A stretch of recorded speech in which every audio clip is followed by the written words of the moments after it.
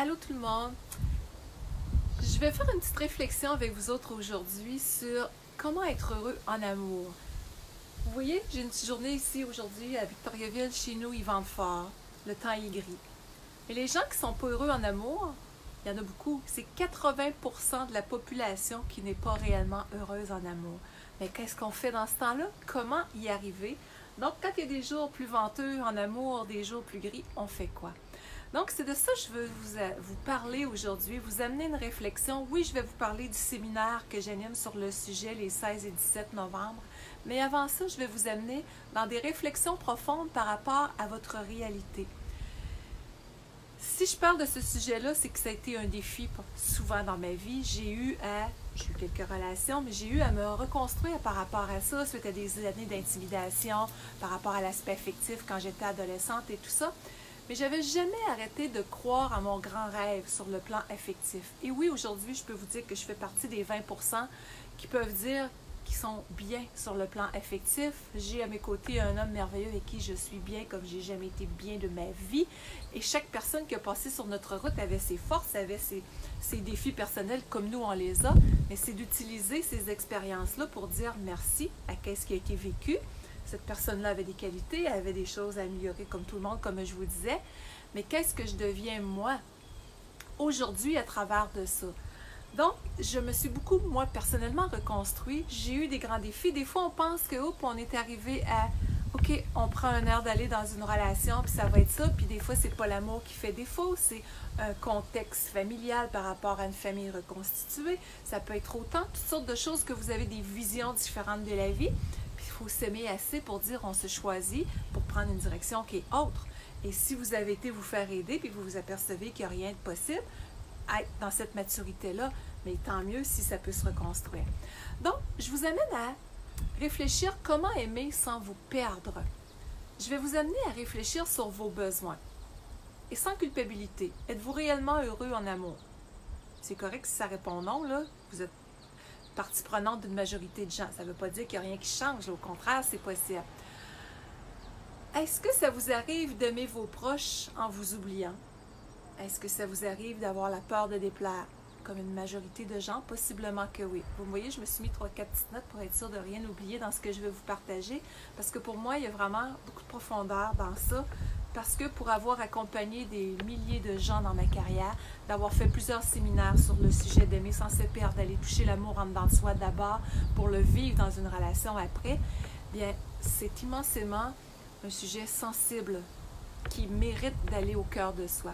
Donc, je vous invite à, dans cette réflexion-là, à voir comment vous pouvez prendre votre place au travail aussi. Aimer sans se perdre, c'est pas juste l'aspect affectif, l'aspect amoureux, le sexuel et tout ça. Est-ce que, par exemple, si vous êtes infirmière, infirmier, professeur, peu importe dans votre milieu de travail, que vous donnez, vous vous épuisez. Donc, c'est beau d'aimer les autres, mais si on se perd soi-même, c'est pas agréable. Donc, oser être soi, même dans les vents les plus forts, oser prendre sa place et garder les voiles bien alignés sur notre direction dans ce temps-là. Et je voulais vous le faire vraiment naturel. J'ai dit oui, vent. Mais c'est ça, être naturel. Aimer sans se perdre, être heureux en amour, c'est d'être capable d'être soi.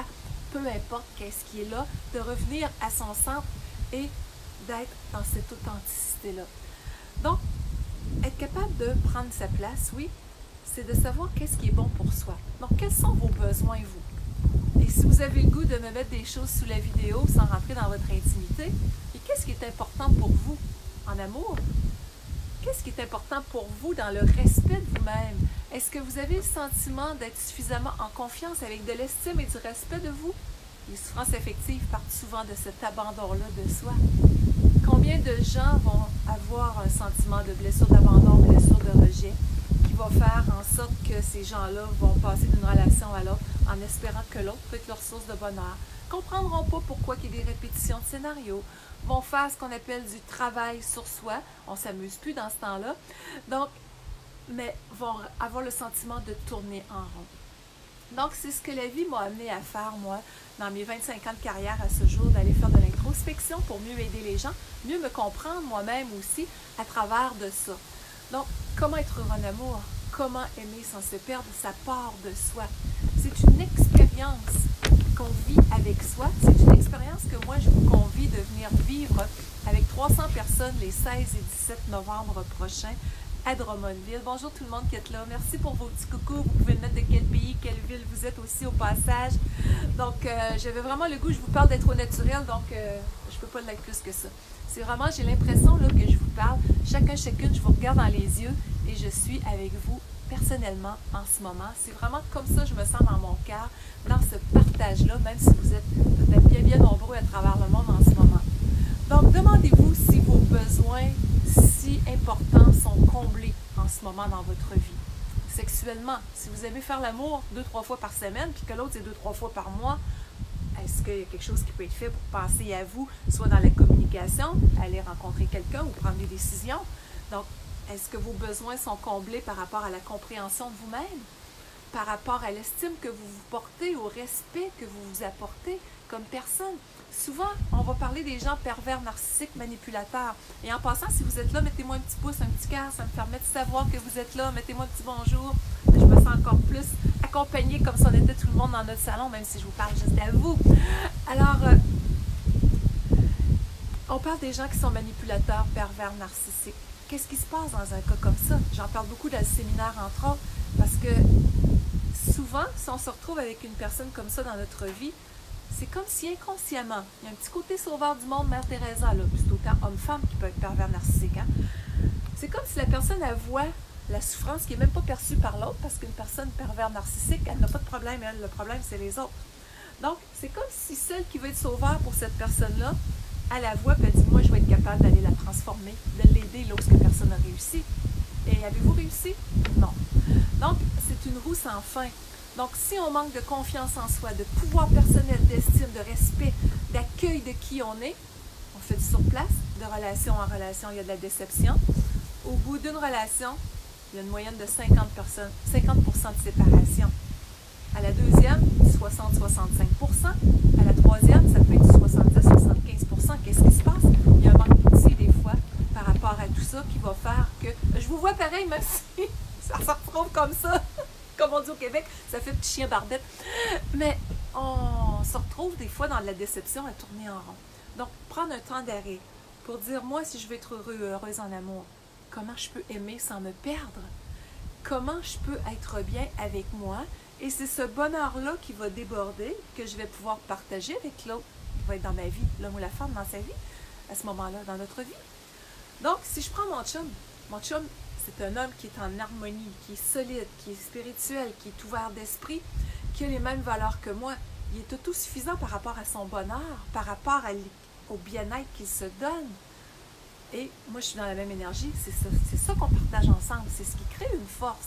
Mais si on est à espérer que l'autre vienne combler un espace qui est vide en dedans, vide c'est un grand mot, là, mais si on entend l'expression ma douce moitié, c'est comme moi je serai à 50%, l'autre à 50%, on essaie de faire un 100%, ça ne fonctionne pas. Pour mettre un chiffre idéal, si je suis à 100%, l'autre est à 100%, on fait un 300% de bonheur. Là, c'est gagnant. Donc, en résumé, demandez-vous si vos besoins sont réellement comblés. Avez-vous le goût de vous engager à aller dans ce sens-là, vous donner des ressources? Si vous êtes en train de m'écouter, probablement que oui. Donc, aimer sans se perdre, c'est arrêter d'avoir peur de déplaire, c'est être authentique, c'est de s'accueillir avec bienveillance dans les tournants les plus difficiles, c'est de se donner les outils pour renaître, pour émerger, parce que c'est possible d'être pleinement heureux en amour, compatible, complice. C'est possible.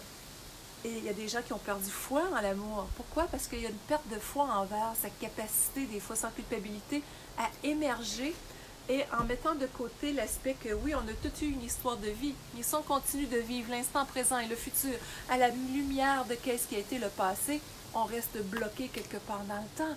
Et ça crée les répétitions, comme une personne qui aurait eu un père alcoolique se retrouve avec des alcooliques à répétition. Donc, il y a un modèle d'amour qui pouvait être discordant. Et puis la personne recherche ce modèle-là inconsciemment un peu plus tard.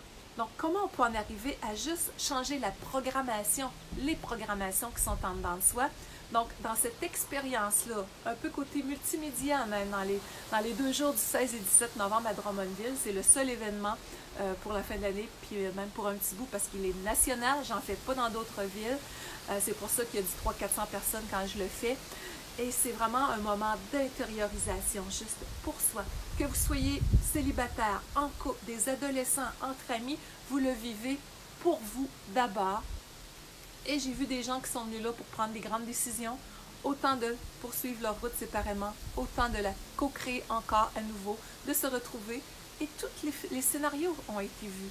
Mais à la base, on a fait quoi? On est allé changer, transformer par la programmation neurolinguistique des vieilles structures de pensée qui amènent des résultats limitatifs et qui vont faire en sorte que quand ils sont libérés, je vous amène dans l'auto-transformation par des petits exercices tout simples qui sont parfois très très drôles, parfois qui peuvent amener quelques larmes, mais qui vont droit au but et les gens arrivent le samedi matin avec une lourdeur, avec la larme à l'œil bien souvent, avec le cœur rempli d'espoir d'être enfin heureux, heureuse en amour.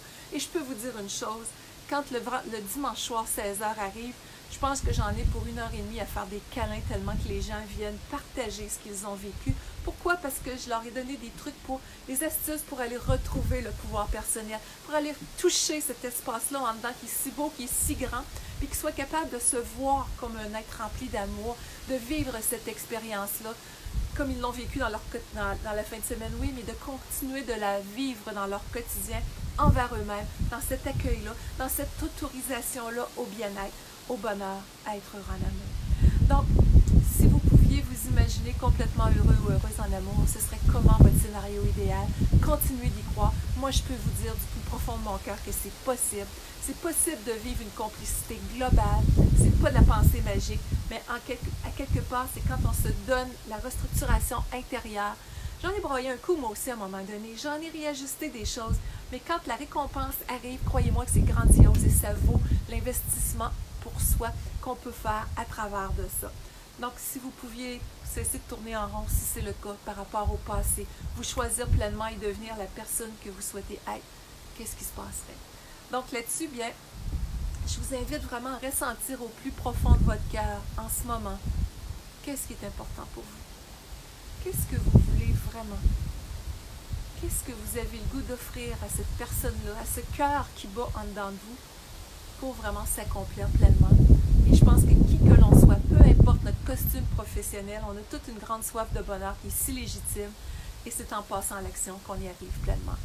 Alors, si vous avez le goût d'en savoir plus, pour tous les détails de ces 2 jours absolument extraordinaires que je vous promets, vous allez vous souvenir toute votre vie. J'ai toute une équipe qui est avec moi aussi, qui est là pour vous encadrer, vous soutenir, vous accompagner. Je suis très, très présente pour vous. Donc, on vit des moments merveilleux, tout en musique, tout en chanson même. Pas en chanson, je vous fous quelque chose comme ça. Je vous fais pas chanter là, un par un, non. Mais ça peut arriver que je mette des pièces qui vont venir vous toucher droit au cœur, qui vont vous faire rire, qui peuvent vous toucher dans l'émotion, mais qui vont venir vous amener de la transformation. Donc, pour évoluer, c'est important de savoir s'amuser, de savoir se recentrer, de savoir se ressourcer, et c'est là que les plus belles évolutions peuvent se faire. Donc, c'est Lynn Bolduc qui vous dit merci. Pour en savoir plus, go.lynnbolduc.com/amour, mais je vous mets le lien tout de suite au-dessus de la vidéo. Et si vous m'écoutez, que vous êtes peu importe où dans le monde, que c'est pas possible pour vous d'être à Drummondville, même si j'ai des gens des fois qui partent de d'autres provinces pour ce séminaire-là. J'en ai eu qui ont pris l'avion en partant. J'ai même eu des gens de la Belgique qui sont venus pour ce séminaire-là. J'en ai eu de la Côte-Nord qui sont partis en avion, de l'Ontario, du Nouveau-Brunswick. Des gens qui ont fait des 10-12 heures de route qui m'ont dit « je referai exactement la même chose ». Il n'y a pas de mots pour expliquer ce que j'ai vécu, ce que j'ai ressenti et la légèreté que ça peut créer. Mais si vous m'écoutez à travers le monde, vous ne pouvez pas être là. Je vous partage quand même une autre ressource qui est très, très importante à mon sens. Vous allez voir ça à l'envers parce que je fais la conférence avec mon téléphone, donc ça l'inverse l'image. Mais quand vous regardez ce livre-là ici, Se libérer de la dépendance affective, ce que je viens de vous partager, il y a beaucoup de choses qui se retrouvent là-dedans. C'est certain que dans les 2 jours, je vous fais vivre le tout en expérience, ça vous passe par le corps, c'est encore plus profond, que ça va encore plus loin. Mais si vous avez le goût, vraiment, merci tout le monde, ça fait plaisir de vous sentir là, ça fait plaisir de partager avec vous. C'est un échange de cœur. Et de pouvoir faire ce travail-là, même pas un travail, de pouvoir m'amuser à collaborer avec les gens comme je le fais avec vous autres, de vous sentir là, dans cette réceptivité-là, ça me fait chaud au cœur. Donc, le livre que j'ai écrit, qui est le plus vendu de mes 7 à travers le monde, parce que les gens me disent que c'est une véritable thérapie thérapie en soi. En tout cas, j'étais en train de me faire une thérapie à mes cheveux. Moi, ça va bien, c'est merveilleux, c'est ça le naturel. Hein? Donc, se libérer de la dépendance affective, comment aimer sans se perdre. Vous avez ça sur mon site internet, lynnebolduc.com aussi. C'est un petit bijou. Et pourquoi j'ai les trois ici? Parce que celui-là, émotion, joie de vivre et auto-guérison, oui, je parle de la santé, mais je parle aussi de la santé émotionnelle. Quand on parle des 5 blessures qui nuisent au bonheur et tout ça, je vais beaucoup dans l'investigation à ce niveau-là pour vous aider à comprendre qu'est-ce qu'il y en est. Mais tout ce qui est l'aspect couple, c'est vraiment lui aussi. Mais lui est complémentaire sur la compréhension de soi. Et quand on parle de se transformer, le rire, la joie de vivre, c'est présent. Donc, le mieux-être par le rire, réveiller son être intérieur, c'en est un aussi qui est très, très précieux pour moi. Et pourquoi je les mets les trois? C'est parce que vous avez une super promo sur mon site qui s'appelle le trio coffret Amour de soi. Si vous avez le goût d'aller plus loin, si vous êtes à travers le monde, et même au Québec aussi. Mais pourquoi je vous partage ça aussi? Merci Nathalie également. Merci tout le monde d'être là. Je ne vous ai pas tous nommés, mais vous voyez d'instinct, je m'écolle sur le cœur mes livres. Et quand j'ai fini d'écrire chacun des manuscrits sur les 7, j'ai toujours fait ça avec mon manuscrit en me disant que ce livre fasse le tour du monde pour aller aider chaque personne qui en aura le plus besoin. Et je pense qu'il n'y a pas une semaine ce qui se passe sans que je reçoive des témoignages de quelqu'un qui s'appelle autant à Dubaï, il y a des francophones partout dans le monde. J'ai des livres en Australie, partout. Et de voir que les gens ont pris le temps de me faire cette confiance-là, de s'asseoir, mais surtout de passer un temps pour eux à dire, moi, je choisis d'être la plus belle version de moi, d'être heureux en amour, d'être heureux avec moi, puis de me faire du bien. Ça me touche profondément de pouvoir contribuer à ce beau monde-là. Donc, qui que l'on soit, c'est toute une invitation que la vie nous fait d'être la meilleure version de soi-même, de contribuer à un monde meilleur. Alors, merci de me permettre de le faire. Je vous fais un gros câlin. Au plaisir de se voir les 16 et 17 novembre. Et si vous avez des questions, des partages, mettez-moi ça sous la vidéo. C'est toujours un plaisir de prendre le temps de toujours vous répondre à tout ce que vous inscrivez. Alors, ne serait-ce qu'un petit like quand j'ai moins le temps. Merci. À bientôt. 16-17 novembre, Drummondville, à l'hôtel Best Western. Ça va être un rendez-vous.